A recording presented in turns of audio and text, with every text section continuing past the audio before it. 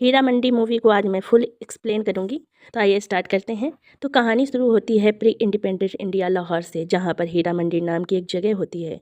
यह जगह नवाबों के ऐशो आराम के लिए होती है। यहाँ वे अपनी इच्छाओं की पूर्ति के लिए आते हैं। तवाइफों का जीवन थोड़ा अलग होता है। हीरा मंडी में जब एक लड़की बालिग होती है तो उसकी नत उतराई की जाती है, जिसमें बहुत सारे नवाब बोली लगाते हैं। और जो नवाब सबसे ज़्यादा बोली लगाता है वो हमेशा के लिए लड़की का साहिब और लड़की उसके लिए तवायफ बन जाती है। अब बात 1920 की है, जहाँ पर हीरा मंडी के शाही महल में रेहाना जान मलिका होती है। कुल मिला के 3 बहनें होती हैं, खुद रेहाना जान, मलिका जान और वहीदा जान। ये तीनों तवाइफें थीं। इसी के चलते मलिका जान एक बेटे को जन्म देती है। एक रोज़ मलिका जान सो रही होती है तो उसकी बड़ी बहन और शाही महल की हुजूर रिहाना जान बच्चा उठा लेती है और किसी नवाब को दे देती है। हीरा मंडी का यही वसूल था कि लड़की पैदा हुई तो हीरा मंडी में रहेगी, बड़े होकर तवायफ बनेगी। अगर लड़का पैदा हुआ तो बाहर बेच दिया जाएगा। यह बात मलिका जान को जब पता चलती है कि रेहाना ने उसके बेटे को छीन कर बेच दिया है, तब मलिका का मन रेहाना के लिए नफरत से भर जाता है। एक दिन रेहाना मलिका के साथ बैठी होती है। रेहाना जान को पता चलता है कि मलिका ने उसके साहेब जुल्फ़िकार के साथ संबंध बनाए हैं और मलिका जान का वो बच्चा रेहाना जान ने जो बेचा था वो जुल्फ़िकार का ही था। तब रेहाना फैसला करती है कि वो मलिका जान को हीरा मंडी से निकाल देगी। यह सुनते ही मलिका जान रेहाना जान के मुंह पर एक तकिया रखकर उन्हें मार देती है। यह चीज़ छुपाने के लिए वो नवाब जुल्फ़िकार के साथ मिलकर रेहाना जान की बॉडी को दुपट्टे के जरिए एक झूमर से टांग देती है, जिससे कि सबको इस बात का यकीन हो जाए कि रेहाना जान ने खुदकुशी की है। लेकिन ये कांड करते हुए वहीदा जान यानी मलिका जान की छोटी बहन और रेहाना जान की 6 साल की बेटी फरीदन देख लेती है। फरीदन अनजान थी, छोटी थी। उसे मलिका जान चौधरी को बेच देती है और राज को राज रखने के लिए वहीदा जान उसे ख्वाबगाह अपने नाम करने के लिए कहती है, जो कि शाही महल के बिल्कुल बगल की एक कोठी होती है। वहीदा जान ये राज छुपाने के लिए मलिका जान को कोठी उसके नाम करने के लिए कह देती है। लेकिन वो जब दस्तखत लेने जाती है तो मलिका जान उसे साफ मना कर देती है। नवाब जुल्फ़िकार उसी पेन से वहीदा जान के चेहरे पर एक कट का निशान लगा देता है, जिससे वह हमेशा के लिए उसके चेहरे पर बना रहता है। मलिका जान को जेल में बंद कर दिया जाता है क्योंकि पुलिस को उसके खिलाफ सबूत मिल गए थे।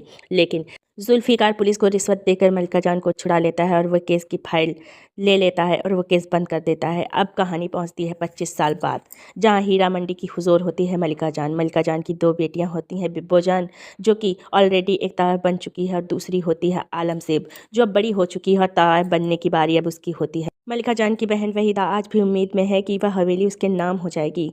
मलिका जान की बेटी आलमजेब तवायफ नहीं बनना चाहती। उसे किताबें पढ़ने और शेर व शायरी का बहुत शौक है और वो शायराना बनना चाहती है। पर हीरा मंडी में तो मलिका जान की चलती थी। उसके होते हुए आलमजेब शायराना बने ऐसा कभी भी नहीं हो सकता था, क्योंकि उनका मानना था कि हीरा मंडी की हर एक लड़की तवायफ बनने के लिए ही पैदा हुई है। फिर एक दिन नवाब बलूच अपनी हवेली पर दावत रखते हैं, पर यहाँ एक शायर का प्रोग्राम था। इस प्रोग्राम में वो मलिका जान को इनवाइट करते हैं।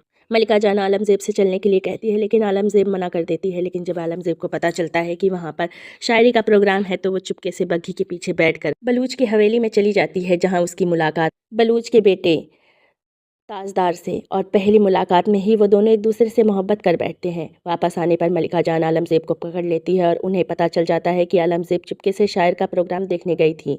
उस समय तो मलिका जान कुछ नहीं कहती, लेकिन सुबह वो आलमजेब की सारी किताबें जला डालती है और आलमजेब के हाथ में घुंघरू थमा कहती है, तुम्हें नथ उताराई करानी होगी और तैयार बनना होगा। अब मलिका जान की दूसरी बेटी बेबो जान और उसके साहब थे नवाब ओली। ओली को इसलिए चुना था क्योंकि ओली साहब ब्रिटिश गवर्नमेंट के साथ काम करते थे और बिब्बो जान उनके ज़रिए ब्रिटिश गवर्नमेंट के सीक्रेट पता करती थी, जो कि वो बागियों यानी कि ब्रिटिश के खिलाफ लड़ने वाले लोगों को बताया करती थी। इन बागियों का सीक्रेट गुप्त था, जिसमें बिब्बो जान भी शामिल थी। बिब्बो जान अपनी कमाई का कुछ हिस्सा बागियों को देती थी, जिससे कि वो ब्रिटिश के खिलाफ लड़ सकें। फिर एक दिन बिब्बो जान आलमजेब को नई किताबें दिलाने के लिए जा रही थी। ओली के ज़रिए बिब्बो को पता चलता है कि ब्रिटिश गवर्नमेंट बागियों के प्रोजेक्ट पर हमला कर सकते हैं। इसी मौके के लिए उन्होंने लाइब्रेरी में एक किताब छुपाई थी, जिसमें बंदूक रखी होती है और वो बंदूक बागियों के लीडर हामिद साहब को दे देती है, जिससे कि वो ज़रूरत पड़े तो उसका इस्तेमाल कर सकें। अब इस लाइब्रेरी में आलमजेब फिर से ताजदार से मिलती है और उनका इश्क गहरा होता जाता है। बाहर ऑफिसर क्रांतिकारियों पर हमला कर देते हैं, जिन्हें बचाने के लिए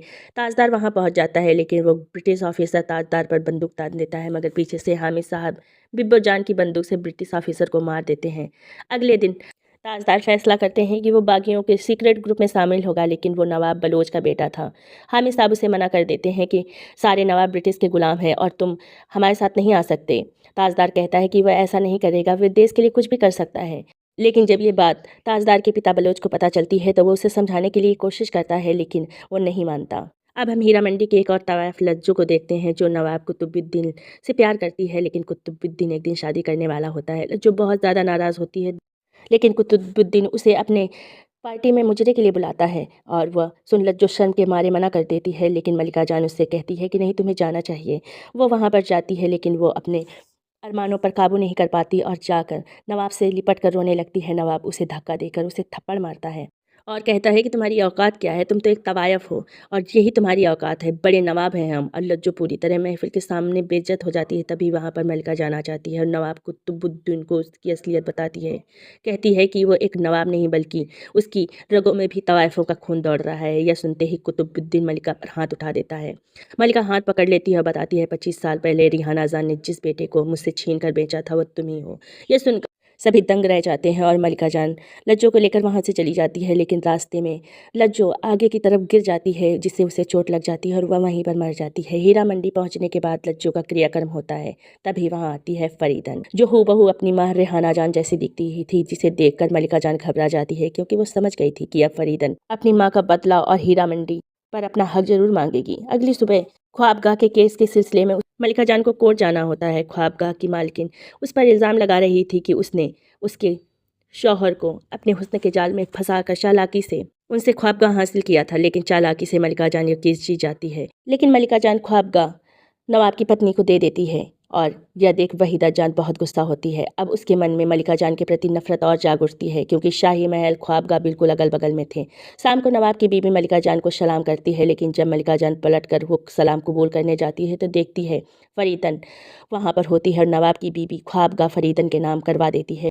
फरीदन ने ख्वाबगाह हासिल करने के लिए चौधरी के पैसों का इस्तेमाल किया था। अब मलिका जान और सतर्क हो जाती है, क्योंकि फरीदन उसके बहुत करीब आ चुकी थी। अगले दिन उस्ताद उसके घर जाता है। इस पर फरीदन उनसे पूछती है, क्या मलिका जान का कोई दुश्मन है जिससे कि वो दुश्मन के साथ मिलकर मलिका जान को बर्बाद कर सके। उस्ताद बताता है कि हाँ, एक दुश्मन है, पुलिस ऑफिसर कार्टराइट। ये पुलिस ऑफिसर कार्टराइट एक दिन मलिका जान से मिलने गया था, जहाँ पर उसने मलिका जान को बहुत सारे पैसे ऑफर किए थे कुछ तवायफ को उसके यहाँ मुजरा कराने के लिए, लेकिन मलिका जान ने उसका ऑफर ठुकरा दिया था, जिसके बाद कार्टराइटर ने फैसला किया कि वो इस बेइज्जती का बदला जरूर लेगा। उस्ताद फरीदन को बताता है कि आलमज़ेब भी तवायफ नहीं बनना चाहती, यहाँ तक कि वो एक नवाब ताजदार से मोहब्बत भी करने लगी है। फरीदन कहती है कि ये तो मलिका जान से बदला लेने का बहुत ही आसान तरीका है। औली साहब की हवेली में बहुत बड़ी दावत होती है, जिसमें जाने के लिए आलमज़ेब भी बिब्बो जान से ज़िद करती है, जिसमें बड़े बड़े नवाब आने वाले थे और वो इस उम्मीद में होती है कि शायद वहाँ पर ताजदार भी आए। बिब्बो जान आलमज़ेब को ले जाने के लिए तैयार हो जाती है। उस दावत में औली साहब ने फरीदन को भी बुलाया था और वहाँ पर फरीदन बिब्बो जान के सामने सीधे नवाब को अपना शाह बनाने की बात कर देती है। यह देखते ही बिब्बो जान औली साहब को वहाँ से लेकर चली जाती है। इसी दावत में फरीदन ताजदार को और आलमज़ेब को और इश्क करने के लिए उकसाती है और कहती है कि इससे तुम्हें तवायफ भी नहीं बनना पड़ेगा। फरीदन अपनी नथ उतरवाई की घोषणा करती है कि जिससे वो तवायफ बन जाए और नवाब साहब को हथिया ले। नथ उतरवाई के लिए वो मलिका जान के पास जाती है। मलिका जान उससे कहती है कि तुम कुंवारी नहीं हो, क्योंकि कुंवारी लड़कियों की ही नथ उतरवाई हो सकती है। तुम तो 9 साल की उम्र में ही चौधरी साहब के पास चली गई थी, जिससे तुम्हारी नथ उतरवाई नहीं हो सकती। अब वो कहती है कि मैं नथुतराई तो करवा के रहूंगी। इस पर मलिका जान अपनी बड़ी बेटी बेबो जान के मुजरे का ऐलान कर देती है कि बेबो जान का आखिरी मुजरा रखेगी, क्योंकि जब भी हीरा मंडी में किसी तवायफ का आखिरी मुजरा होता है तो सारे नवाब वहीं पर जाते हैं। इसी के चलते फरीदन की नथुतराई में कोई नहीं जाता और फरीदन ख्वाबगाह में अकेली पड़ी रहती है। इसके बाद फरीदन और मलिका जान की दुश्मनी और ज़्यादा बढ़ जाती है। अब फरीदन अगले दिन जॉन कार्टराइट के पास जाती है और उसे कहती है कि वो रिहाना जान के 25 साल पुराने केस को फिर से खोल दे, जिससे कि मलिका जान को सज़ा हो। अगले दिन नवाब जुल्फ़िकार मलिका जान से मिलने के लिए जाता है, क्योंकि उन्हें पता चल गया कि फरीदन पुराना केस खुलवा रही है। लेकिन कार्टराइट फाइल बहुत ढूंढते हैं, लेकिन पुलिस स्टेशन में कहीं भी उन्हें फाइल नहीं मिलती। 25 साल पुराने केस की फाइल जुल्फ़िकार ने रिश्वत देकर पुलिस इंस्पेक्टर से ले ली थी और मलिका जान को दे दी थी। मलिका जान ने वो फाइल वहीदा जान को दे दी थी और जब मलिका जान पूछती है कि वह फाइल कहाँ है तो वहीदा जान झूठ बोल देती है कि उन्होंने फाइल उसी वक्त जला दी थी। मलिका जान ये सुनते ही चैन की सांस लेती है, क्योंकि उन्हें लगा कि अब फाइल जल चुकी है। अब केस कभी नहीं खुलेगा। एक दिन वहीदा अपने साहब को अपनी बेटी के साथ इश्क लड़ाते हुए देख लेती है। यह बात मलिका जान को बताती है। यह बात बिल्कुल भी सही नहीं है, लेकिन मलिका जान कहती है हीरा मंडी में नवाबों की ज़रूरत है, वो तुम लाओ या तुम्हारी बेटी, कोई फ़र्क नहीं पड़ता। यह सुनते ही वहीदा जान के सिर के ऊपर खून सवार हो जाता है और फरीदन के पास चली जाती है और कहती है कि वह फाइल अभी भी मेरे पास है, मैं कार्ड राइटर को बयान दूंगी। वहीदा जान से जब कार्ड राइटर पूछता है कि तुमने उस दौरान रेहाना जान को टांगते हुए देखा था, तो वहीदा कुछ नहीं बोलती। जब कार्ड राइटर वहाँ से चला जाता है तो वह फरीदन से बोलती है कि या ख्वाबगाह मुझे दे दो, मेरे नाम करवा दो, इसके बाद मैं मलिका जान के खिलाफ गवाही दूंगी। अब हम अगले दिन देखते हैं मलिका जान की नौकरानी सत्तो की बेटी शाइमा बहुत अच्छा गाना गाती है। ये मलिका जान को बिल्कुल भी हजम नहीं होता। वो साइमा को तवायफ बनाकर बेचने की बात करती है, लेकिन साइमा इस चीज़ के लिए तैयार नहीं होती क्योंकि वो इकबाल से प्यार करती थी। मलिका जान कह देती है इकबाल 15,000 10 दिन में लाकर दे देगा तो साइमा नहीं बेची जाएगी। 15 दिन में इतनी बड़ी रकम देना असंभव था। तो आलमजेब साइमा की दोस्त थी, वो मलिका जान से कहती है कि आप साइमा और इकबाल की शादी करा दीजिए, मैं तवाइफ बनने के लिए तैयार हूँ, अपनी नथ उतरवाई करवा लूँगी। मलिका जान ये बात सुनकर खुश हो जाती है और आलमजेब की नथ उतरवाई के लिए बड़े बड़े नवाबों को शाही महल में बुलाती है। लेकिन जब आलमजेब अपने कमरे में नहीं मिलती तो इस बात से मलिका जान को बहुत धक्का लगता है। और हीरा मंडी में पहली बार ऐसा हुआ था कि जब नवाबों को बिना महफिल के ही वापस जाना पड़ा। बाद में पता चलता है कि फरीदन ने ताजदार के नाम पर नकली खत आलमजेब को भिजवाया था, जिसमें लिखा था कि वो घर पर जाए, इसलिए आलमजेब ताजदार के घर चली जाती है। वहाँ पर ताजदार कहता है कि उसने ऐसा कोई खत नहीं लिखा, लेकिन रात हो चुकी थी और दोनों एक दूसरे से मोहब्बत करते थे, इसलिए ताजदार उसे अपने घर पर रख लेता है। उसके पिता बलोच जब पूछते हैं कि कौन है, तो वो बताता है मेरे दोस्त की बहन है, कुछ दिन बाद चली जाएगी।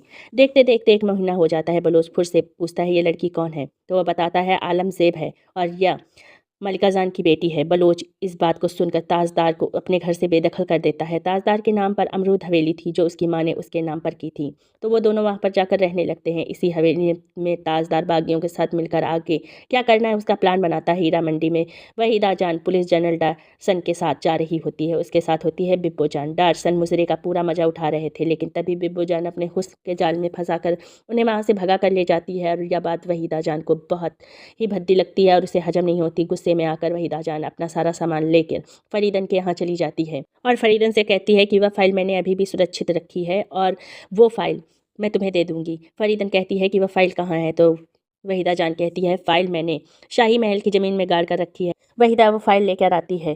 फरीदन कहती है कि मैं अब मलिका जान को बर्बाद कर दूं। बिब्बो जान डारसन को अपने हुस्न के जाल में इसलिए फंसाती है क्योंकि वह सीक्रेट जानना चाहती थी, जिससे सीक्रेट वो बागियों को बता सके। उनमें सबसे महत्वपूर्ण बात यह थी कि ब्रिटिश द्वारा हथियारों का एक कंटेनमेंट लाहौर में लाया जा रहा था। यह बात वह बागियों को बता देती है। वो सब मिलकर एक प्लान बनाते हैं कि हथियारों को चुरा लिया जाएगा और इन हथियारों का इस्तेमाल ब्रिटिश के खिलाफ ही किया जाएगा। लेकिन सब मुसीबत में तब पड़ जाते हैं जब उनमें से एक दगाबाज निकल जाता है, पर वो सब किसी तरह बचकर निकल जाते हैं। मलिका जान कुछ दिनों के लिए जुल्फिकार के पास जाती है, जिससे वो फरीदन जान के खिलाफ कुछ ऐसी चीज खोजे जिससे वो फरीदन को ब्लैकमेल कर सके। जुल्फिकार कनेक्शन से पता लगाता है कि फरीदन ने बहुत से लोगों को लूटा है और उस पर बहुत सारे मुकदमे चल रहे हैं। मलिका जान ये सारी बातें जानकर फरीदन के पास जाती है और उससे कहती है कि फरीदा ने जो फाइल तुम्हें दी है वो मुझे दे दो, नहीं मैं सारी बातें पुलिस को बता दूंगी जिससे तुम्हें भी उम्र कैद हो जाए। इस पर फरीदन केस वापस ले लेती है, लेकिन वह गुपचुप केस चालू रखती है, जिसके बदले वो कार्ड राइटर को बागियों का पता बता देती है, क्योंकि उसे पता था कि वो सब अमरूद हवेली में रहते हैं, क्योंकि उसे आलमजेब का पता मालूम था। पुलिस फोर्स जैसे ही वहाँ पहुँचती है तो आलमजेब उन्हें ऊपर से देख लेती है और सभी सबूतों को छुपाने की कोशिश करने लगती है, लेकिन वह पकड़ी जाती है। पुलिस नवाब बलूच और ताजदार को पुलिस स्टेशन बुलाते हैं और ताजदार से पूछते हैं क्या तुम इस लड़की के साथ हो, क्या तुम इसे जानते हो। ताजदार मना कर देता है क्योंकि हामिद साहब से उसने कहा था कि देश मेरे लिए सबसे ज़रूरी है, ना कि मोहब्बत। अब आलमजेब जेल में बंद हो जाती है। उसको छुड़ाने के लिए मलिका जान वहाँ पर जाती है और कार्टराइट को मौका मिल चुका था मलिका जान से बदला लेने का। कार्टराइट को मलिका जान पैसे देती है, जेवर देती है, लेकिन वह कहता है कि मुझे तुम्हारी इज्जत चाहिए और कार्टराइट 4 पुलिस वालों के साथ मिलकर मलिका जान की इज्जत लूटता है। फाइनली आलमजेब जेल से तो रिहा हो जाती है। फिर कुछ दिनों बाद ताजदार उसकी दादी के साथ हीरा मंडी जाता है आलमजेब का हाथ मांगने, लेकिन मलिका जान मना कर देती है, लेकिन बहुत मनाने के बाद वह मान जाती है। शादी की तैयारियां शुरू हो जाती हैं, लेकिन यह बलोच को मंजूर नहीं होता, इसलिए फ़ोन करके कार्ड राइडर को बता देता है मेरा बेटा बागी है और उसको पकड़ ले जाइए। कार्ड राइडर ताजदार को बहुत टार्चर करता है और दूसरे बागियों का पता पूछता है, लेकिन मार खाते खाते ताजदार की मौत हो जाती है। दूसरी तरफ जनरल डारसन एक स्पीच दे रहे होते हैं जिसमें बिब्बो जान भी बैठी होती है। बिब्बो जान फैसला करती है कि सबके सामने वो डार्सन को गोली मार देगी, वह ऐसा ही करती है, जिसके बाद पुलिस उसे पकड़ लेती है और अगले दिन ब्रिटिश गवर्नमेंट आर्डर देती है कि इसे गोली मार दी जाए। लेकिन सभी तवाइफों को समझ में आ गया था कि हम आपस में दुश्मन नहीं है, हमारी मेन दुश्मन ब्रिटिश है। हीरा मंडी की सारी तवाइफें मिलकर एक साथ ब्रिटिश के खिलाफ मोर्चा खड़ा कर देती हैं। उस्ताद आलमगीर के सामने प्रस्ताव लेके आता है कार्डराइटर, तुम्हें साथ संबंध बनाना चाहता है और तुम्हें अपनी रखैल बना के रखना चाहता है। आलमगीर को वह एक बंदूक भी देता है। जब कार्डराइटर आता है तो आलमगीर उसे बंदूक से मार देती है। आलमगीर ताजदार का बदला ले लेती है। उधर बिब्बो जान पर ब्रिटिश गोली चला देती है। बिब्बो जान पहली तवाइफ बनती है जो देश पर कुर्बान होती है। दोस्तों, कई तवाइफों ने अपनी ज़िंदगी का बलिदान दिया है देश की स्वतंत्रता के लिए, लेकिन तवाइफ होने के कारण उनका नाम कभी भी नहीं आया, ना ही उन्हें किसी ने याद रखा। ये कहानी आपको कैसी लगी? ये मूवी देखने लायक है तो प्लीज़ से जाकर इसे ज़रूर देखिएगा। मूवी पसंद आई हो तो प्लीज़ से चैनल को सब्सक्राइब कीजिए, लाइक कीजिए, कमेंट में बताइए आपको ये मूवी कैसी लगी, एक्सप्लेनेशन कैसा लगा। Thanks for watching. मिलते हैं नेक्स्ट इसी तरह की एक नई मूवी के साथ। Bye bye.